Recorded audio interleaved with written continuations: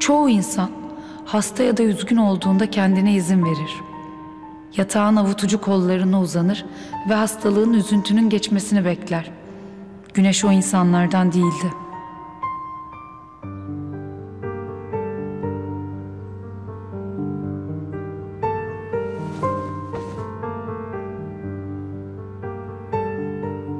Tersine, hayat ona bir acımasız davranıyorsa, o kendine 5 acımasız davranarak savaşırdı.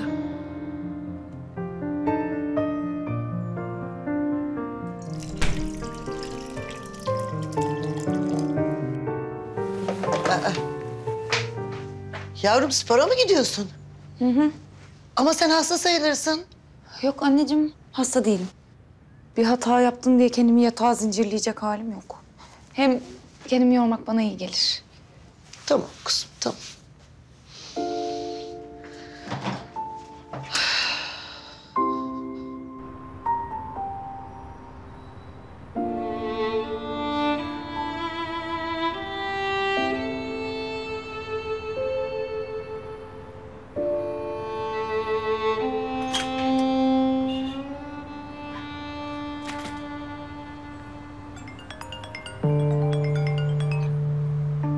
Efendim? İyiyim yavrum, iyiyim. Gün 24 saat. Benim için endişe durmanıza gerek yok. Yeni bir haberi kaldıracak kadar iyi misin peki? Güneş ne olur 5 dakika dinle beni. Dinliyorum. Kazanın olduğu gün bu Mete denen adam İzmir'deymiş. Meryem onun yalancı şahitlik yaptığını anlamış. Ve ondan sonra ne yapmış? Onu bilmiyorum tabii. Emin misin? Eminim. Maalesef eminim. Tamam, arayacağım seni. Güneş, benim Meryem'le aramda hiçbir şey olmadı. Asla düşündüğün gibi bir şey olmadı. Ben Meryem'in o küpeleri sadece... Meryem'i susturmak için aldın, değil mi? Çünkü Meryem senin ve sevgilin Mehveş Hanım'ın yalancı şahit kullandığını öğrendi. Siz de onu susturmak için ona küpe aldınız, değil mi? Ben her şeyi öğrendim zaten. Bana hiçbir şey anlatmana gerek yok. Dün söyleyecektim. Dün mü? Dün mü söyleyecektiniz Alaz Bey? Ya biz aylardır birlikteyiz. Aylardır ben Meryem'in sırrını bulmak için çabalayıp duruyorum. Duvarlara çarpıp duruyorum. Benim ruhum paramparça oldu, kalbim paramparça oldu. Gördün, hepsine şahit oldun. Hiç mi acımadın bana ya? Hiç mi acımadın? Üstelik bir de beni sevdiğini söylüyorsun. Seni kaybetmekten korktum Güneş. Ya hadi oradan siktir git ya. Güneş, Güneş eğer söyleseydin beni sevme ihtimalin kalmayacaktı. Evet çok haklısın, hata yaptım. Lütfen Güneş beni dinle. Lütfen. Hayır hata yapmadın. Kendini kurtarmanın en kolay, en doğru yolu buydu senin için. Bana kendini aşık etmek, sevdiğini söylemek değil mi? O yüzden çok doğru yaptın. Merak etme. Ben de geri zekalı olduğum için sana inandım. Aferin bana. Öyle değil. Öyle değil. Meryem benden daha akıllıydı değil mi? Meryem'e aşık olma numarası sökmezdi. Sen de o yüzden benim canım arkadaşıma rüşvet teklif ettin değil mi? Çok inanıp güvendiğin arkadaşım Meryem Mehveş'e şantaj yaptı. Kes. Benim ne davayla ne de şahitlerle bir alakam yoktu Güneş lütfen. Güneş, Mehveş ağlayarak geldi, bir hata yaptığını söyledi, bir hatayı düzeltemeyeceğini söyledi. Ben eğer yardım etmeseydim Taner'le araları bozulacaktı. Taner zaten ona kızgındı. Tamamen silmemesi için acıdım, Allah kahretsin ki acıdım. Beni iyi dinle tamam mı? Bir daha asla karşıma çıkma. Anladın mı? Asla. Güneş,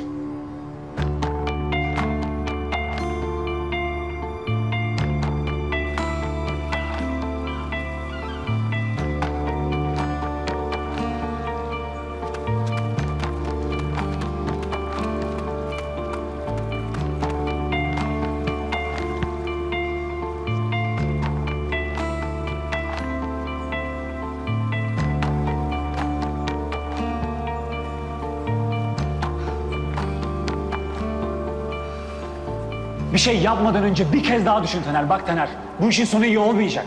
Bundan sonra olacaklar seni hiç ilgilendirmiyor. İlgilendirir. Sen de zararlı çıkarsın. Ne o? Beni tehdit mi ediyorsun? Hayır, mantıklı düşün diyorum sadece. Taner, bak senin adın da kirlenir.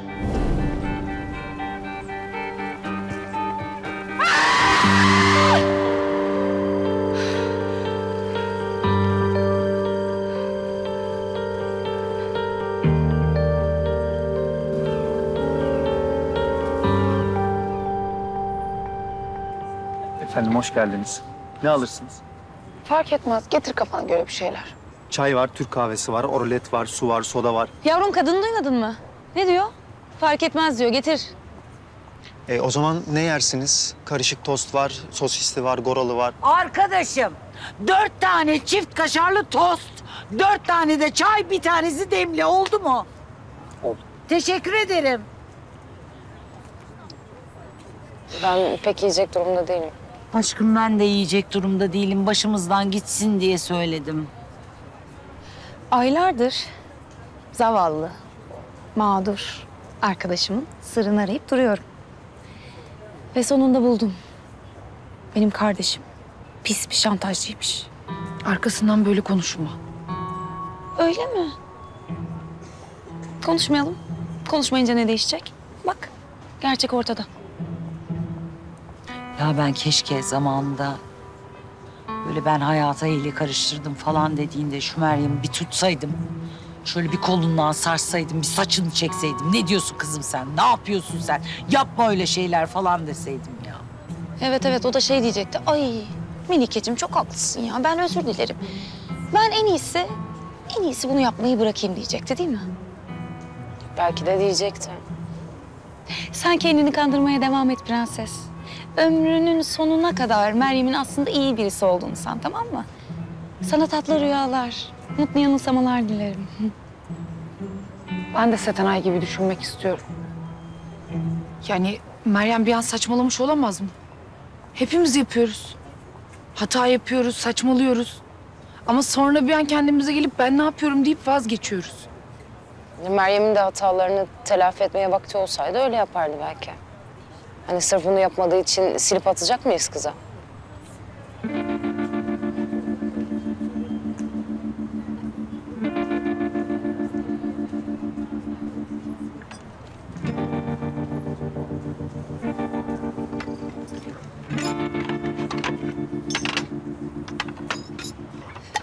Kardeşim al. Al git hadi. Ketçap mayonez ister misiniz? Arkadaşım bak Allah aşkına ne ketçap istiyoruz ne mayonez istiyoruz ya. Bir şey istemiyoruz ya. Hıncımı çocuktan çıkardım durduk yere. Belki Meryem de vicdan azabı çektiği için canına kıydı. İntihar ettiğine emin miyiz artık? Çünkü benim tahmin yürütmeye halim kalmadı. Benim de. Ben artık Meryem'le ilgili tahmin yürütemeyeceğim. Kusura bakmayın. Yani ben Meryem'in ismini bile duymak istemiyorum. Ben Meryem'le ilgili yeni bir şey de öğrenmek istemiyorum. Hatta ben ömrümün son 6 ayını silmek istiyorum. Ya hatta ne 6 ayı ya? Ben Meryem'in hayatımdan girmesinden bugüne kadar olan bütün geçmişimi yok etmek istiyorum. Ya çok kolay değil mi Güneş? Ha, sırf bir hata yaptı diye hemen hop böyle üstünü çizelim. Hata yaptı diye dokunduğu her şeyi böyle silelim, temizleyelim, görmezden gelelim. Bu kadar basit değil mi? Pişman olacağım bir şey söyleme. Ha, yok bir şey söylemesine gerek yok zaten. Bakışlarından belli. Sen Emre'yi silemedin ama diyecektin değil mi? Ama ben Emre'yle olan geçmişimle barıştım. Bir zamanlar o beni seviyordu. Tıpkı Meryem'in iyi bir insan olduğu gibi. Ben son sahneye bakıp da onu silemem. Kusura bakma. Gidip kuyumcuyla anlaşacağım, böyle çeyrekleri toplayacağım. Belki indirim yapar bana. Ne güzel işte uğurlu bir kızsın demek ki. Elini değdirdiğin evleniyor. Ha, ben hariç herkes. Gerçekten ya, bu sene tam 4 tane düğüne katıldım. Prenses o çeyrekler sonra sen evlenince sana geri gelecek. Ay ya evlenmezsem? Ha, o çeyreklere mi yanayım? Yoksa o gelinlik provalarında o harcadığım vakte mi yanayım? Onları izlerken içimin erimesine mi yanayım? Şeytan diyor ki bir düğün yap, çeyrekleri de topla, üstüne eğlen, mis gibi. Eğlenceye de ihtiyacım var zaten. Çok iyi fikir. Biz niye bunu yapmıyoruz? Yok artık. Evet.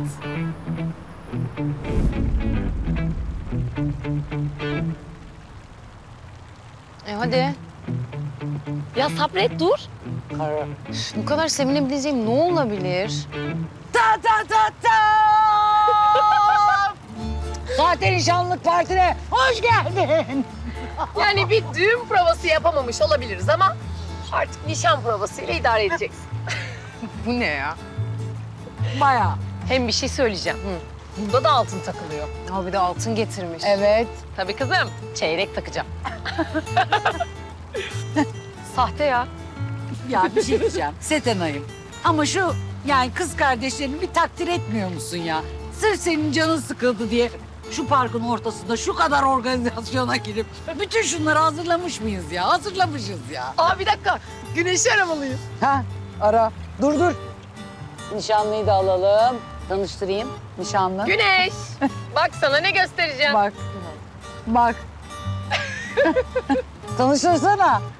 Nişanlım Deniz. Kendisi mimar.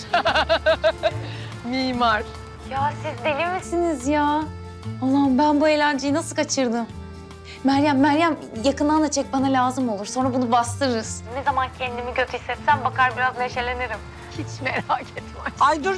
Bir de selfie çekelim. Ay evet Çevir, evet. Güneşi de çevir, gelsin güneş de canım. çıksın. Ayarladı mı güneşi de? Ha, Bir dakika. tamam. Herkes hazır mı? Evet. Çekiyorum. Oldu mu? Poz verdik mi? Oldu. Ay yüzüğü de takmış ya. Şuna bak lütfen. Bakma. Çok iyi. Çok iyi olmadı mı? Hadi öptüm.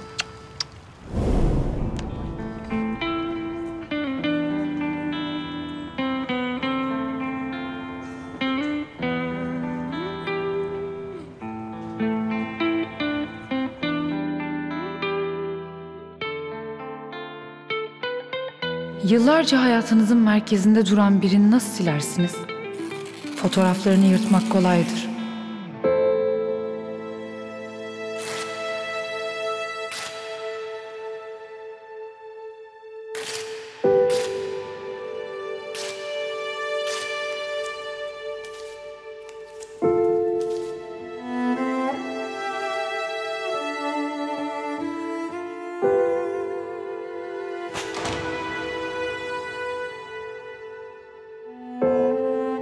Peki ya kalbinizde duran negatifler?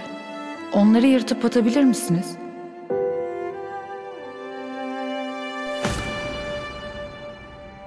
Yoksa unutmak dediğimiz kocaman bir yalan mı? Ve unutmanın karşılığı affetmek mi? Yaşamadan kimse bilemez.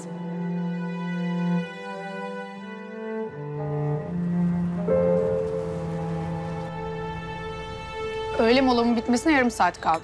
Yani 20 dakika sonra kalkmam lazım. Çok gaddar bir patronum var galiba. Biraz geç kalsan olay mı çıkarır? Yani patronumu bilmem ama ben öyle kazandığım parayı hak etmek isterim. Dicle sen sık sık öğle molasından geç dönüyordun. Çok değil, 5 dakika 10 dakika. O zamanla şimdi aynı mı? Ne değişti? Eskiden böyle işten 5 dakika kaytarmayı bile kâr sayardım. Böyle hesabı geç getirdiklerinde sevinirdim. Yani benim suçum yok hesap geç geldi diye. İşten kaytarmayı böyle marifet sayıyordum. Söyleyelim şimdi hesabı geç getirsinler. Hatta unutsunlar bir saat bekleyelim. Ya Sergen, öyle değil. Yani şimdi işe geç gidersem, böyle işten kaytarırsam senin bana olan zaafını kullanmış gibi olur. O yüzden artık mecburen işe tam saatinde gidip tam saatinde çıkacağım. Sen hayatımda gördüğüm en tuhaf insansın. Nasıl tuhaf? İyi tuhaf, kötü tuhaf. İyi tuhaf. Olur. Suyla Aslı yemeğe bile çıkamadı. Onlar şu ayrılan çiftin röportajını yapacaklar değil mi? Bilmem. Ben pek dinlemiyorum onları. Yani böyle onlar konuştukça kafam dağılıyor. Ben de. Evet, fotoğrafçı 5 dakikaya geliyormuş. O zamana kadar şununla aynı masada oturmak istemezseniz sizi kahve odasına da alabilirim. Ya çok naziksiniz ama ben kahve falan almayayım. Röportajı yapalım bitirelim. Tabii, aynen.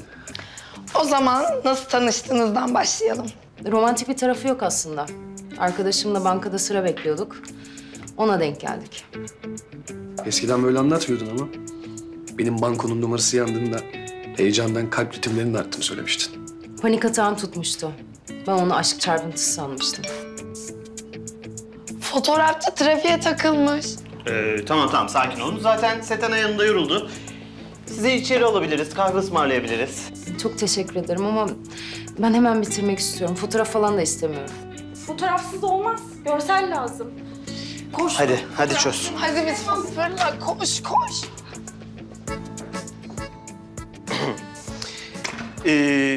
Ben de Ekonomi Dergisi müdürüyüm. Ekonomi dergisi müdürüysen röportajda ne işin var arkadaşım? Çünkü müdürüyüm. Ayrıca sen niye bana sormuyorsun kahve içer misin diye? Kahve istiyorum. İzninizle getireyim. Belli ki istiyorsunuz. Hararetinizi alır.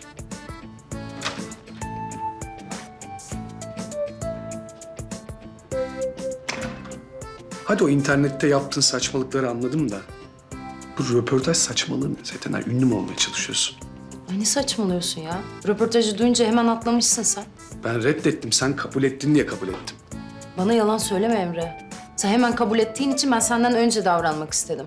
Hayır, sen kabul ettiğin için kabul ettim ben. Ya bir dakika bunlar bizi oyuna mı getirdi?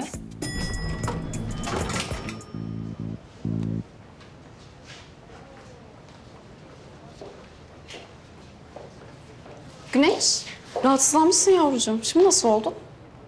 Daha iyiyim. Ya da daha kötü. Bilmiyorum.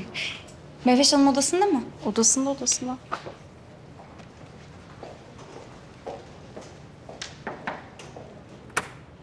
Dip boyası da yaptıracağım. Randevuyu ona göre ayarlarsam.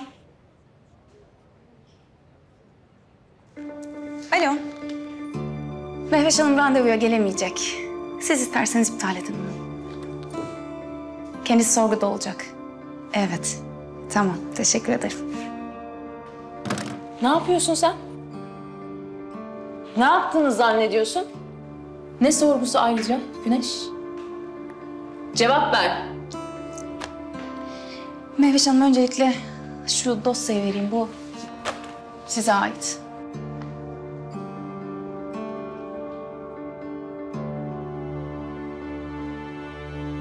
Hangi davanın dosyası bu? Yalancı şahit kullanarak kazandığınız dava. Bu size tanıdık geldi mi? Davayı o yalancı tanık sayesinde kazanmışsınız. Meryem fark etmese sonsuza dek gerçek ortaya çıkmayacaktı. Tanık doğruyu söylemiyor muymuş yani? Sen nasıl öğrendin? Şimdi sakın telefonunuza davranmayın, tamam mı? Çünkü ben buraya gelmeden önce karşı tarafın avukatını çoktan aradım. Hem davanın yeniden açılması hem de yargılanmanızı sağlamak için harekete geçecek. Bundan sonra başınıza gelecekleri siz düşünün artık. Tanığın yalan söylediğinden benim haberim yoktu. Şu an senden öğreniyorum. Hayır, haberiniz vardı. Meryem bu sayede size şantaj yaptı. Siz de Alaz Bey'le beraber Meryem'e mücevher aldınız. Para teklif ettiniz. Değil mi? Ben senin ne o söylediğin mücevheri ne de şantajı bilmiyorum. Mehveş Hanım. Artık yalan söylemenize gerçekten gerek yok. Oyun bitti.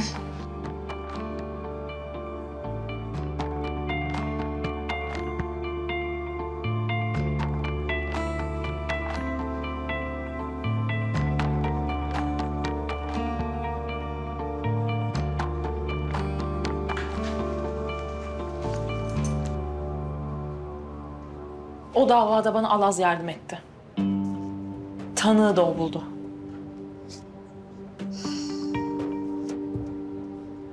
Bunları adalete anlatın. Ben karar merci değilim. Güneş. Babam Alaz'ın dürüstlüğünden kuşkulanıyordu. Beni de uyardı. Ama ben inanmadım. Alaz'ı sevdiğim için ona güvenmeyi seçtim. Benim tek suçum bu. Ama seni ikna etmek umurumda değil. Ben bütün açıklamamı yaptım. Ne o yalancı tanı, ne mücevheri, ne şantajı. Hiçbirini bilmiyorum. Hepsi bu kadar.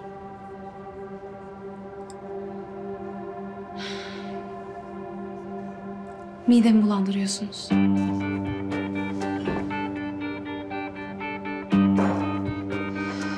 Pardon.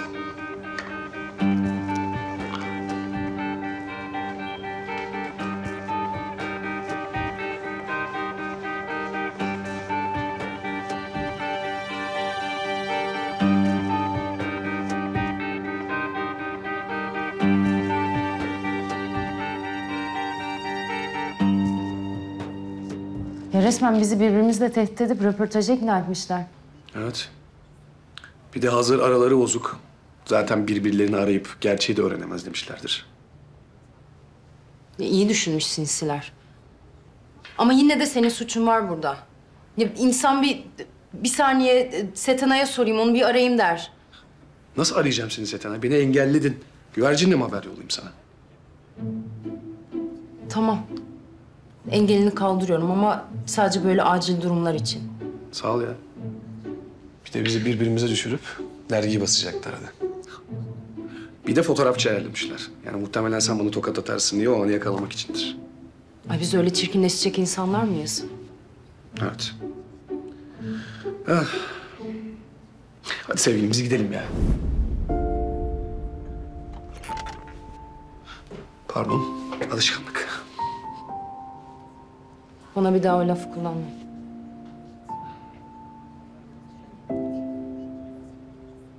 Zıkkım içesi. Tam zamanında girdim ofise. Bravo. Su hadi ya. Tamam geldim. Fotoğrafçı da 5 dakikaya burada olacak. Güzel. Nasıl geçti sizin röportaj? Ha? Yeterince kanlı oldu mu? Sizin eski sevgililer birbirine saç başa girdi mi? Olacak. Hissediyorum. Birbirlerine bir öfkeli bakışları var ki Dicle görmen lazım. Biz röportaj falan yapmıyoruz. Setenay. Dicle? Sizin ne işiniz var burada? Beni ziyarete geldin diyeceğim de. Ay bir dakika. Röportaj için gelen eski sevgililer Setenay ile Emre mi? Evet. Dicle sen burada mı çalışıyordun? Yani bize kurdukları tuzaktan haberin var mıydı? Asla yoktu. Haberim bile yoktu. Duymadım. Yemin etme çarpılırsın be. Kız toplantıda anlattı ya. Evet Dicle anlattım ya. Tatlım alınma ama ben senin söylediklerinin %80'ini dinlemiyorum. Bende yok orası. Seni hiç dinlemiyorum. Setenay. Kuşum çok özür dilerim. Dalgınlığıma geldi. Toplantıda Sergen Bey'i izliyordu. Sinsiler. Bacaklarınızı kırarım. Siz uzak durun arkadaşlarımdan. Hadi be. Yalak.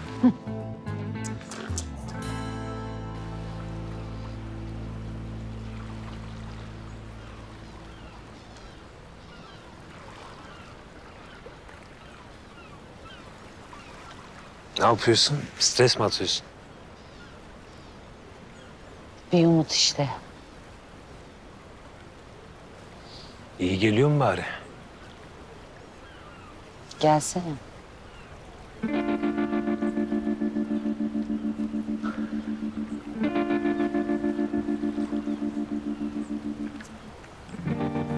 İstediğin numarayı buldum. İnşallah duymak istediğin şeyleri söylerler. İnşallah.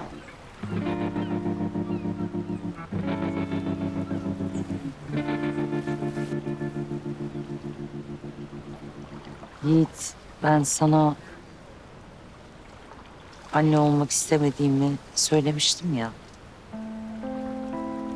Evet. Bundan sonra söyleyeceklerimi lütfen bana bakmadan dinle, olur mu? Yani ne bileyim, ağaçlara bak, gökyüzüne bak, denize bak. Tamam.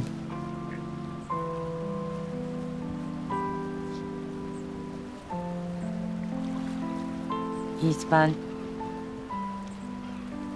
anne olmaya layık biri değilim. Çünkü ben iyi bir anne değilim. Ne diyorsun Melike? Ben bir tanecik kızıma da iyi bir anne olamadım, hatta hiç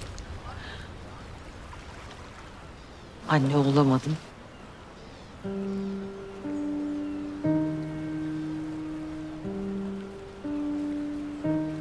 İşte Melike'nin büyük sırrı. Evet, benim bir kızım var Yiğit.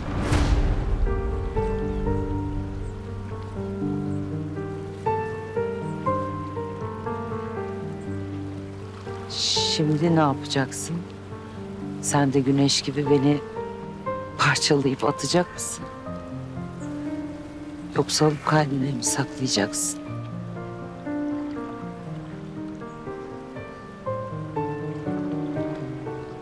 Bak şöyle yapalım. Eğer gideceksen ben bunu görmeye dayanamam. O yüzden ben 10'a kadar sayayım. Eğer gideceksen öyle git. Gözümü açtığımda yok olursun. Ben de bir rüya gördüm. Uyandım. Geçti gitti de. 10, 9, 8, 7, 6, 5, 4, 3, 2, 1.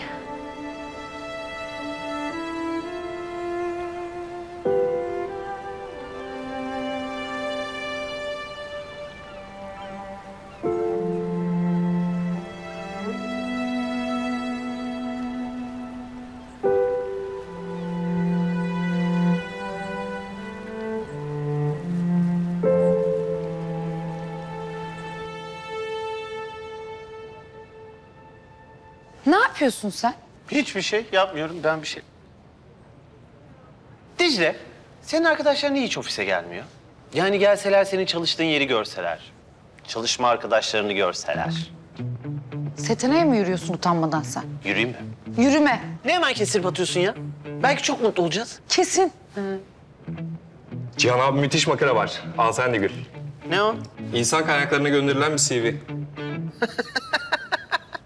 Dicle bunu görmen lazım. Bildiği diller, beden dili, oyun dili. Nasıl bir şuursuzmuş o ya? Profesyonel iş deneyimi, kahvede profesyonel yancılık. Bir şey söyleyeceğim sana, bu şaka CV'sidir yani. Yok ya, bayağı yazmış orada gerçekten. Hangi manyak acaba bu CV ile işe alınacağını düşünür? Fırat Aydın mı? Aa, akraban mı yoksa be? Ay yok, ne münasebet ya. Canım benim, bir kere Aydın soyadı çok yaygın bir soyadı. Yani elini çarpsan Aydın'a çarpar. Nereden tanıyacağım ben bunu? İyi tamam hadi. Hadi al. Görüşmeye çağıracağım. Bir de canlı canlı gülelim. Allah aşkına beni de çağır, bir postada ben güleyim.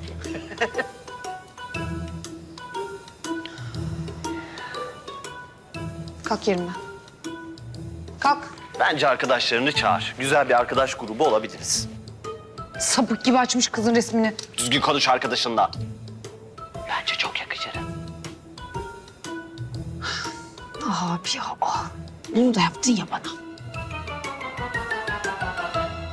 Ya sen niye benim hayatıma musallat oluyorsun? Ha? Başvuracak başka iş yeri kalmadı mı? Oralara da başvurdum kızım. O CV ile mi? Ha, ne var? Ya o CV ile seni ancak komedi programında işe alırlar. Delirtme beni. Madem bilmiyorsun, bari bilen birinden yardım alsaydın. Şey sana yardım etti. Ağzın doluyken konuşma ya. Kaç kere söyleyeceğim? Setenay mı? Setenay. Senin o CV ile iş ortamlarında adını duyurmana izin mi verdi? Bir de bana trip atıyor. Ben yarın ona tribin alasını göstereceğim. Göstereceğim. Bekir, baksana bir lacivert takalım değil mi? Hem daha ciddi durur. Ne dersin? Evet, lacivert bence de. Evet ya, bak rengi de açtı. Oğlum, bak istersen bu saati de tak ha. Annenin hediyesi. İyi bir markadır ha. Vallahi takarım babam ya. Sağ olasın. Vay be Nursel. Oğlumuz da nihayet iş güç sahibi oluyor ha. Ay maşallah. Tahtalara vuralım da Allah nazarlardan korusun. Ya Dicle, bak ne güzel oldu böyle. Hem abinle işe gidip gelirsin. Hı? Ya anne ne yapıyorsun? Sanki yarın gel başla demişler gibi plan yapıyorsun. Hayda. Kızım sen referans olacaksın ya niye almasınlar? He. Almayacak olsalar niye arasınlar ki? Hem sakalımı da kestim. CV'in komik geldi canım. Onlara daha fazla gülmek için çağırdılar.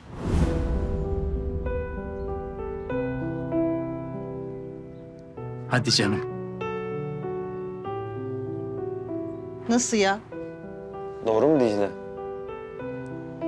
Ya yok yani gülmek için değil de ilginç geldi biraz CV'in. Onlar da bunu yazan nasıl biridir diye. Oğlum. Al babaya. Boş ver ütüleme. Kızım bunlar nasıl insanlar? Ha? Hakları var mı abinin gururuyla, duygularıyla oynamaya? Pes.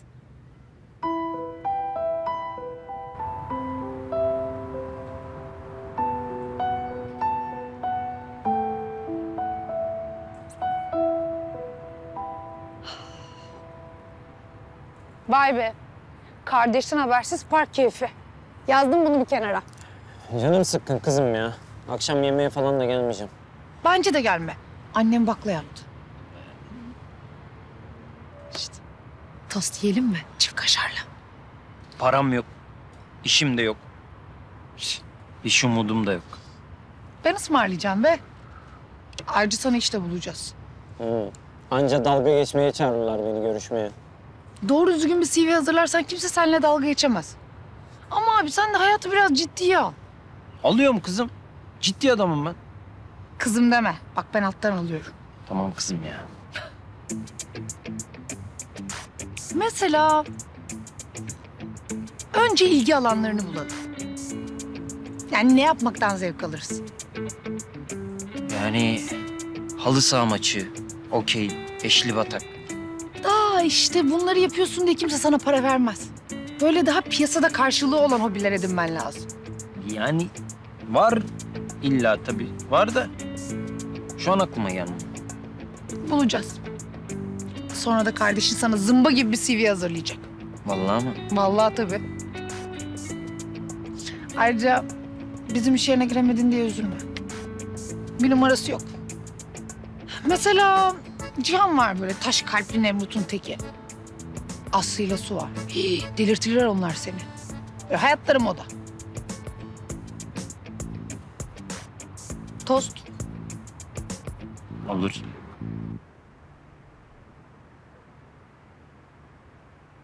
Mehveş Hanım'ı da o yalancı şahidi de adalete ihbar ettim.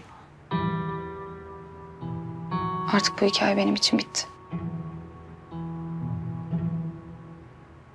Peki Alaz? Alaz'ın bu olayla doğrudan bir ilgisi yok. O yüzden onu söylemedim. Öyle bakma. Alaz'ı korumak için yapmadım tabii ki bunu. Meryem'i korumak için yaptım. Eğer Alaz'ı söyleseydim Meryem'in de şantaj yaptığını söylemek zorunda kalırdım. Benim Meryem'e bir vicdan borcum vardı. Bu borcu da böylece ödemiş oldum. Meryem'le aramızda artık bir hesap kalmadı.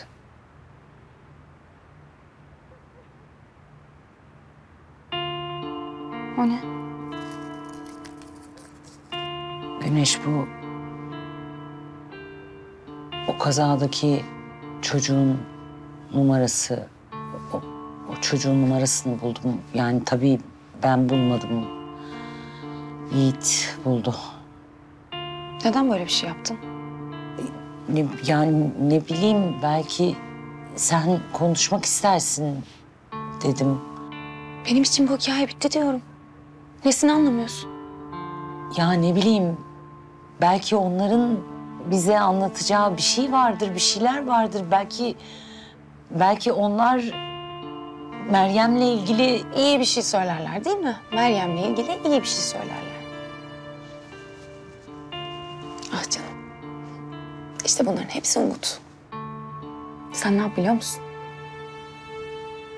Bu telefon numarasını Setenay'a ver. Tamam mı? O böyle tatlı hayalleri, mutlu yanılsamaları çok sever. Arasın kendi konuşsun. Ben artık hayal kırıklığına doydum. İstemiyorum. Tamam mı? İstemiyorum. Al.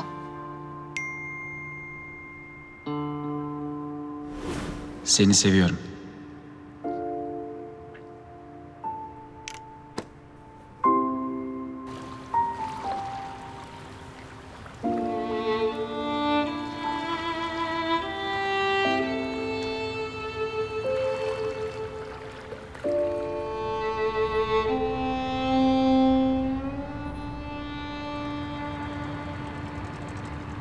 En sevdiğin renk ne? Yeşil. Burcun? Yengeç. Yükselen burcun? Sen astrolojiye inanıyor musun yoksa? Yok, hayatta inanmam. Ama şimdi arkadaşlarım Sergen'in burcu ne diye sorarsa, ben de bilmiyorum dersem ilgisiz dururum. Böyle iletişimsiz dururum. Tamam. Yükselenim ben de bilmiyorum. Yani hiç baktırmadım, merak da etmedim. Yengeç güzelmiş. Yani ben inanmam da inananlar diyor ki en iyi sevgililer yengeç burcundan çıkarmış. Sen sor. İkizler burcusun. CV'nde doğum tarihini gördüm. Tamam. En sevdiğim renk, en sevdiğim şarkı. Devam et. Dance Me to the End of Love. Leonard Cohen'in konserine gitmek için çıldırdım ama bilet bulamadım. Evet.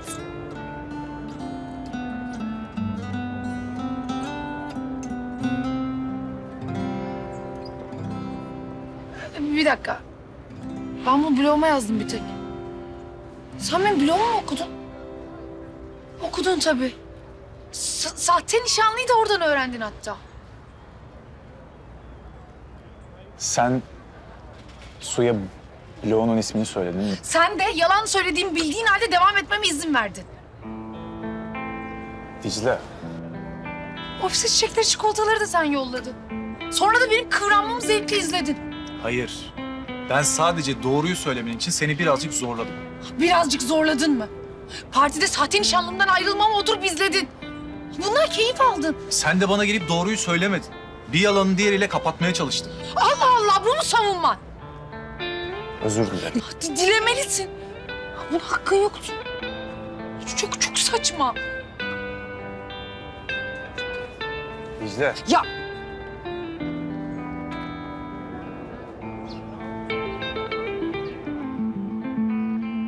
Ben kararımı verdim. Kendi galerimi açacağım. Yani hayırlı olsun diyeceğim gülüm ama tabii bu ekonomik ortamda öyle bir riske edecek param var mı ki? Yani deneyeceğim ya Melike. Hem ne derler biliyorsun. Yaptıklarından değil, yapmadıklarından pişman ol derler. Yani onu daha ziyade manevi şeyler için söylerler de prenses. Senin öyle bir riske atabileceğin birikmiş paran var mı ki? Kredi için başvuru yaptım bile. Emre kolay gelsin. Teşekkürler. Senin eski nişanlın vardı ya. Setenay. Kredi için başvurmuş, bana düştü. Yani işten ayrıldı, durum biraz sıkışıktı, o yüzdendir. Anladım. Bayağı da yüksek bir rakam. Maalesef geri çevireceğim. Hadi ya.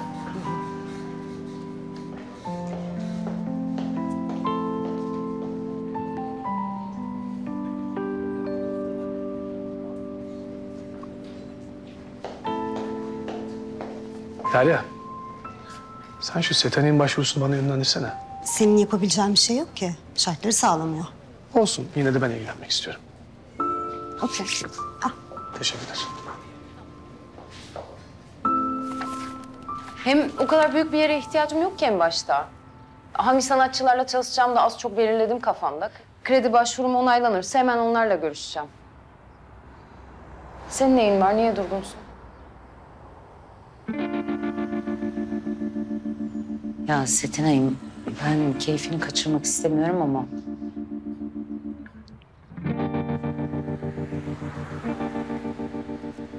Dün bunu Güneş'e verdim, istemedi. Ben de cesaret edemedim. Ama sen... Bakma, sen aramızda aslında en cesur olan, en iyimser olansın. Bu ne ki? Meryem'in hikayesindeki çocuğun telefon numarası bu. Yani belki Meryem onlarla konuşmuştur. Belki bir şey söylemiştir. Belki kendini temize çıkaracak, kendini aklayacak bir şey olmuştur. Yani inşallah Allah'ım öyle bir şey olsun ya. Öyle olacak, sen merak etme. Umuda tutunmak ancak cesur insanların işidir. Sadece onlar hayal kırıklıklarına, yere çarpmalara ve yerden kalkıp yeniden yürümelere dayanabilir. Setenay da o gizli kahramanlardan biriydi. Bizim tereddüt ettiğimiz, korktuğumuz yerde o cesaretle ilerlerdi. O zamanlar farkında değildik ama Emre de cesurdu. Setenay için kariyerini riske atacak kadar cesur. Merhaba, benim adım Setenay. Beni tanımıyorsunuz ama ben bu dava için aramıştım.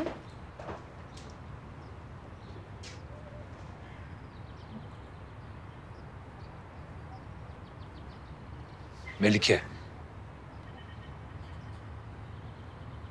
Dün anlattıkların üzerine düşündüm. Çok düşündüm. Ve neye karar verdin?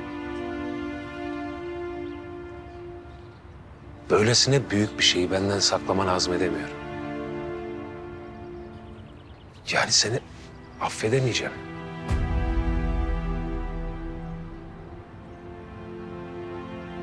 Affetmiyorum da.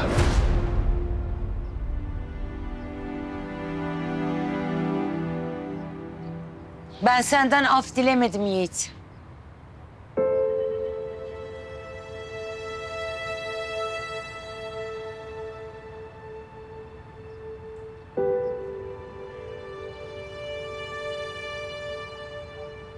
Ben Melike niye böyle oldu demeni bekledim. Neden kızın yanında değil demeni bekledim. Ama sen sormadın Yiğit. Sen şimdi böyle sırtını dönüp çekip gidiyorsun ya.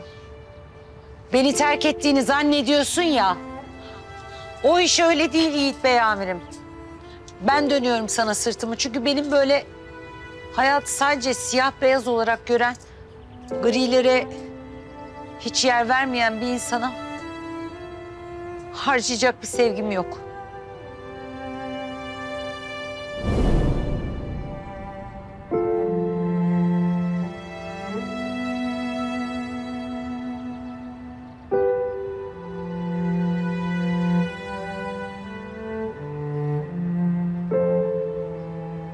Melike de cesurdu. Ama onun sınavı henüz başlamamıştı bile. Biz haklıydık. Ya Meryem kötü bir insan değil. Sadece hatalı olan ve pişman olan bir insan. Nasıl yani Setenay, anlamadım. Ne olmuş? Anlatacağım ben. Önce bir Güneş'le arayayım da.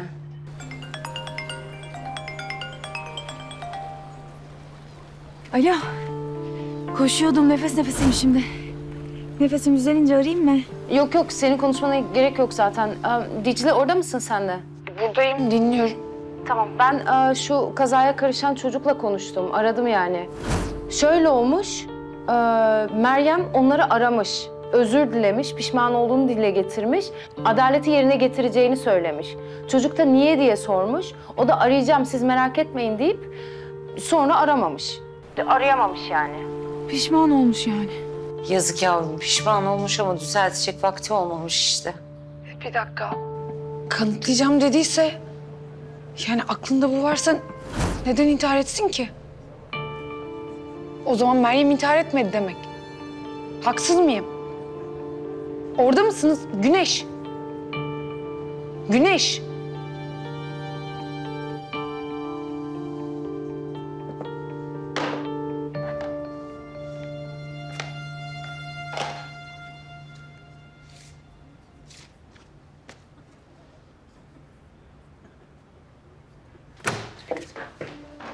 Niye telefonlarımı açmıyorsun sen? Ha? Niye ofise gelmiyorsun? Mehveş git başımdan lütfen. Ne yapıyorsun sen? Ciddi ciddi gidiyor musun yani? Mehveş lütfen rahat bırak beni. Tamam. Tamam. Git kafanı dinle. Şu olayların stresini at. Bir sakinleş. Ama ondan sonra gel hayatımıza kaldığımız yerden devam edelim.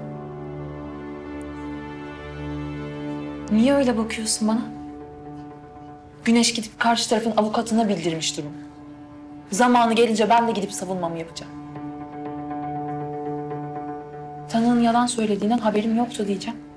Kapanacak olay. Tamam? Yine yalan söyleyeceksin yani. İkimizi kurtaracağım. Mesleğimiz elimizden gidecek, hayatımız bitecek. Mehveş, biz mesleğimize çoktan ihanet ettik. Bu seni rahatsız etmiyor mu? Ediyor. Ediyor. Ama geçmişi değiştiremem. Bak. Eğer sen konuşmazsan bize karşı bir kanıt bulamazlar. Kendine bir şans daha ver Alas. Önünde uzun, çok başarılı bir ömür var. Kendine yazık etme.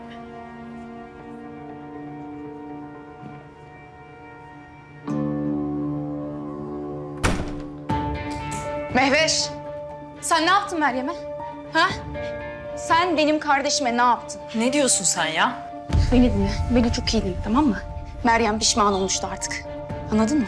Sana şantaj yapmaktan vazgeçecekti. Gidip her şeyi anlatacaktı. Ama senin işine gelmedi değil mi Mehveş Hanım? Gidip Meryem'i öldürdünüz değil mi? Delirmişsin sen ya. Meryem kaza geçiren çocukla konuşmaya gitmiş. Ondan özür dilemiş. Ve söz vermiş ona, biliyor musun? Adaletin sonunda yerine vuracağına dair. Ve yemin ederim benim kardeşim bunu gerçekleştirirdi. Bunu yapardı. Sen delir misin? Ya biri polis çağırsın, gelip alsınlar şunu. Evet, çağırın polis. Bakın dolanan bir katil var, yakalasınlar. Güneş. Sen gerçekten delirmişsin ya. Ben açıklamamı yaptım. Tanık beni de kandırdı. Başka bir kanıtın var mı? Yok. Meryem'in bana şantaj yaptığına dair bir kanıtın var mı? O da yok. Şimdi defol git. Belki kanıtım yok. Ama şahidim var.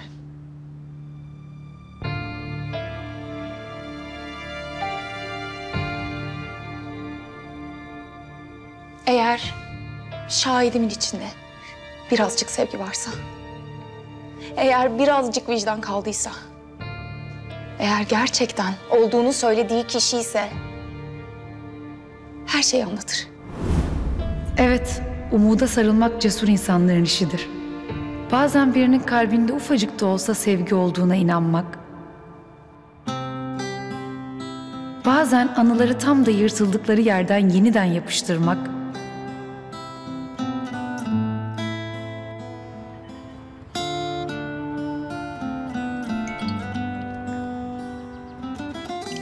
Kredim onaylanmış. Ya!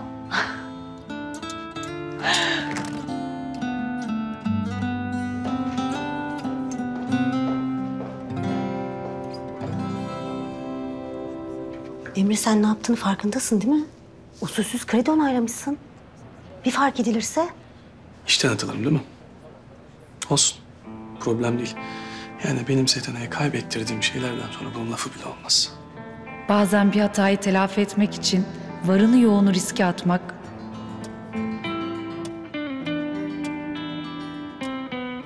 bazen de bir kuşun kanadındaki güzelliği fark etmeyi gerektirir.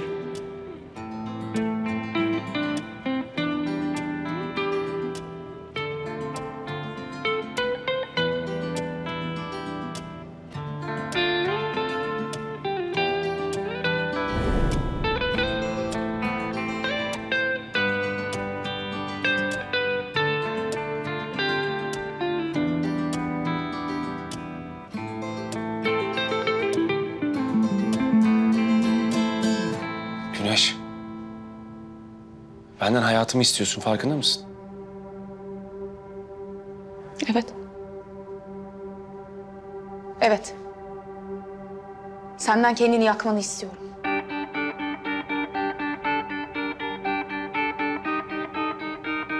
Ama kendim için değil. Senin için.